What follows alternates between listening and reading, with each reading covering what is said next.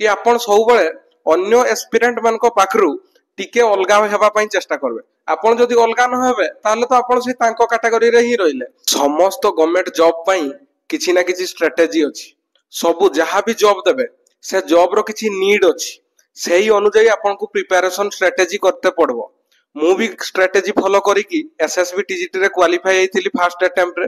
तो आपण भी गोटे स्ट्रेटजी करंतु अपकमिंग वैकेंसी को आखि आगरे रखिकी। जदि स्ट्रेटजी न करबे तबे एमती खाली पढ़ारे किछि लाभ होबनी। प्रॉपर स्ट्रेटजी रे गले आपण निहाती से एग्जाम को क्रैक करि पारबे। समस्त को टीचर टॉक्स चैनल तरफरु आपण मानकु हैप्पी रज। मु संदीप आपण को वेलकम करूची मो चैनल टीचर टॉक्स रे। आउ आपण जदि एते पर्यंत चैनल को सब्सक्राइब करि नांती तो एबे ही सब्सक्राइब करि दियंतु। वीडियो टी भल लागले लाइक भी करि देबे। तो आज आमे कथा हबा कि स्ट्रेटजी मु कोन करिथिली टीचिंग एग्जाम क्रैक करिबारे। आपण मध्य गोटे स्ट्रेटजी निहाती करिबा आवश्यक। आपण मो स्ट्रेटजी फॉलो करि पारंतु बा आपण को निजर गोटे स्ट्रेटजी करंतु जे जेमति सेटा इफेक्टिव रहइबा दरकार। किछि एस्पिरेंट कोन ना से माने जानि नथिबे जे सिलेबस कोन, सिलेबस टा डाउनलोड करि नथिबे, निजो पाखरे रखि नथिबे, खाली पढि चलिथिबे। सेमति पढि चली किछि लाभ नै। सबले सिलेबस को निजो पाखरे रखंतु, जेरॉक्स करिके आनि रखंतु आ से सिलेबस अनुसार ही फॉलो करंतु। कारण सिलेबस ही आपनकर अल्टीमेट गाइड भाबरे काम करबो। सिलेबस रु ही सब क्वेश्चन पड़े। से टीचिंग एग्जाम जहां भी एग्जाम हो सब सिलेबस रु ही पड़े। एलटीआर हो कि आरएसटी हो कि एसएसबी टीजीटी हो, तीनटा जाको एग्जाम रो सिलेबस समान। तो आपण सही अनुसार स्ट्रेटजी करंतु। 2024 जनवरी मासरे एसएसबी टीजीटी रो वैकेंसी नोटिफिकेशन आसीथिला। मु सेते बेलु ही सिलेबस को जेरॉक्स करी आनी कि निजो पाखरे रखली। निजो पाखरे रखी सेटा सिलेबस को आगे प्रॉपर भाबरे देखली जे कोन कोन देइछि सिलेबस रे सब। ता अनुसार मु भाबली कि किछि गोटे सब्सक्रिप्शन नैते पड़बो कि यूट्यूब रे सब मिल जाउछि। तो मोर जेहेतु टीजीटी आर्ट्स थिला मोर सबु जिंसो प्राय यूट्यूब रे बहुत भलो क्वालिटी रे मिलुछि वीडियो।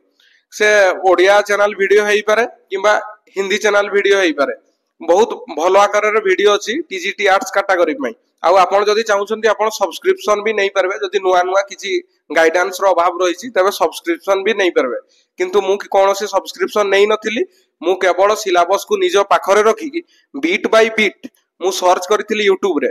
जहां भी वीडियो आइला जदि गुटे वीडियो धरा जो भल लागुनी ताले मु से वीडियोटा को छाड़ी की आउ अलगा वीडियो देखली। अलगा वीडियो भल लागबो। तीन चारटा वीडियो रो तो जहां लेबे तो गुटे दीटा वीडियो भल लागबो ही। जे वीडियो का भल लागला मु ताकू देखि कि निजे नोट करली। निजे नोट करबा मैंडेटरी।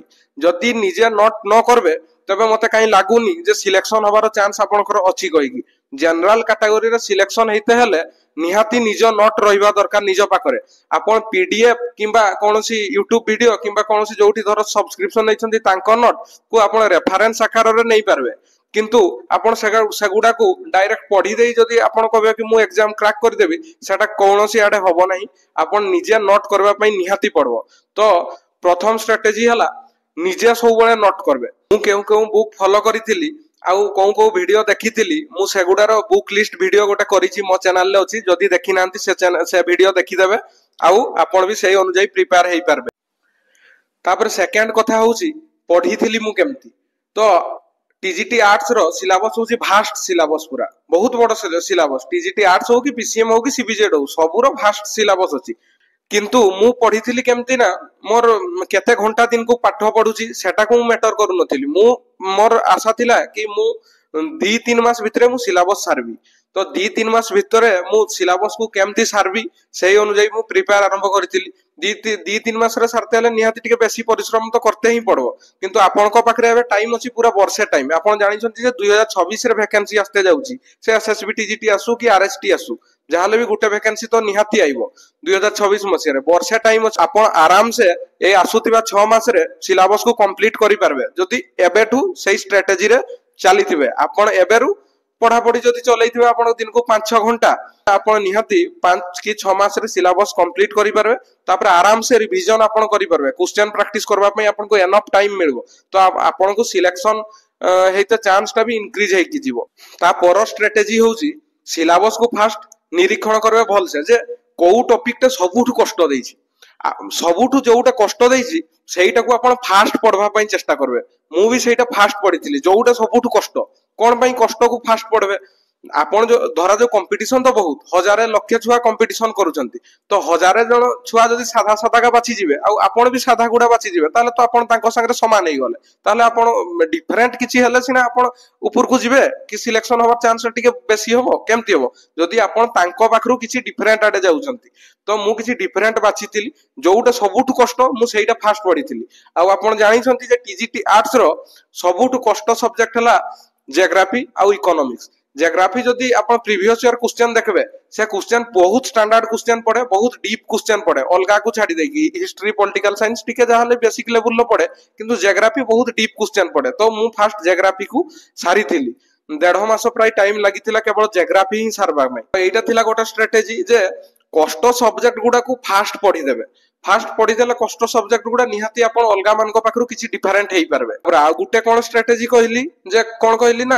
जे आपण माने दिन को केते घंटा पढुचंती सेटा ऊपर डिपेंड न करी आपण सब बेले चाहंतु कि मु सिलेबस टा केमती जल्दी सारबी सिलेबस टा दिन को 2 घंटा जदी आज पढुचंती तापर काली आपण 17 घंटा पढी देबे सिलेबस टा को सारबा को आपण लक्ष्य रखंतु सिलेबस टा ही सबु किछि सबु एग्जाम रो से टीचिंग एग्जाम हो कि अलगा जहां भी किछि एग्जाम हो सिलेबस अनुसार ही क्वेश्चन पड़े तो आपण जदी सिलेबस टा निज पाखरे न रखबे ताले आपण जानि भी पाइबेनी जे कोन सिलेबस रे मोर कोन अछि मु कोन पढी की गली किछि जानि पाइबेनी तो सिलेबस सब बेले निज पाखरे रखबे आ ताकू टेक्निक फॉलो करबे तापरे मु जहां भी सिलेबस रे देछि से पेडागोजी सिलेबस हो कि आर्ट सिलेबस जहां भी देछि मु बेसिक कांसेप्ट क्लियर करबा पई चेष्टा करली बेसिक कांसेप्ट क्लियर करबा पई पेडागोजी रो मु बेसिक कांसेप्ट क्लियर हेली जो यूट्यूब चैनल को देखि करिथिली ता वीडियो भी मो चैनल ले अछि मु को यूट्यूब चैनल को फॉलो करिथिली कहिछि आ आपण भी फास्ट बेसिक कांसेप्ट सब बेले क्लियर करबे फास्ट रो क्वेश्चन करि जिवेनी फास्ट जदी क्वेश्चन करि जिवे आपण माने किछि जानि परबेनी जे कोउठी की कोन क्वेश्चन आसुची आपण तो थियोरी टोटल पढी नांती क्वेश्चन केमती करबे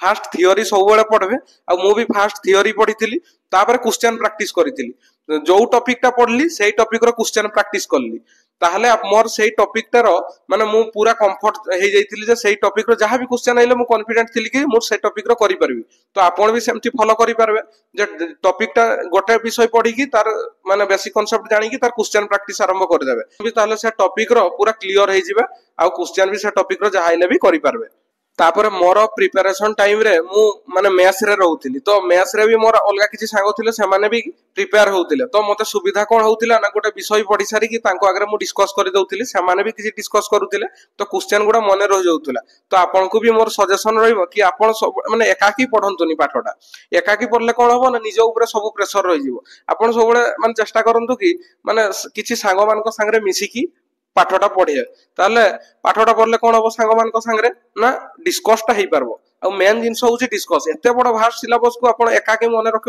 माने पारबाटा गुटे मुश्किल भलिया हे जाय तो आपण जदी डिस्कस किछि करि परबे तांको मान को सह सांगो मान को सह जदी किछि डिस्कस करि परबे ताले आपण को पई भी मध्य भलो होबो आ आपण को पाठटा मने भी रहि जिवो जल्दी एतकी स्ट्रेटजी फॉलो करंतु आपण को मु भाबुची कि आपनकर 80% चांस अछि सिलेक्शन होबार तापर आपनकर एफर्ट्स केते रहइबो इंप्लीमेंट आपन केबे करूछंती से जिंसटा को इंप्लीमेंट जदी आपन करबा 6 मास परे ताले आपनको सिलेक्शन होबार चांस भी 6 मास कमी जिवो 50% रहइबो से पई जते जल्दी इंप्लीमेंट करि पारंतु बहुत कष्ट सिलेबस अछि आपन सेटा को जते जल्दी सारबे सेते जल्दी रिवीजन होबो क्वेश्चन प्रैक्टिस सेते करि पारबे प्रीवियस ईयर क्वेश्चन सेते जल्दी फॉलो करि पारबे ताले आपन गोटे एडाप्ट हे जिवो आपनकर क्वेश्चन केमती आसुची टीचिंग एग्जाम रो एई एतकी थिला मो स्ट्रेटजी समस्त को धन्यवाद एतकी पर्यंत वीडियो देखिथिबारु जदी वीडियोटी भल लागिची किछि इन्फॉर्मेशन आपन को मिलिची किछि वैल्यू मु देई परिची ए वीडियो आकार रे तबे आपन वीडियो को शेयर कर देबे आ लाइक निहाती कर देबे आ जहां भी डाउट अछि कमेंट माध्यम रे जणाइबे मते।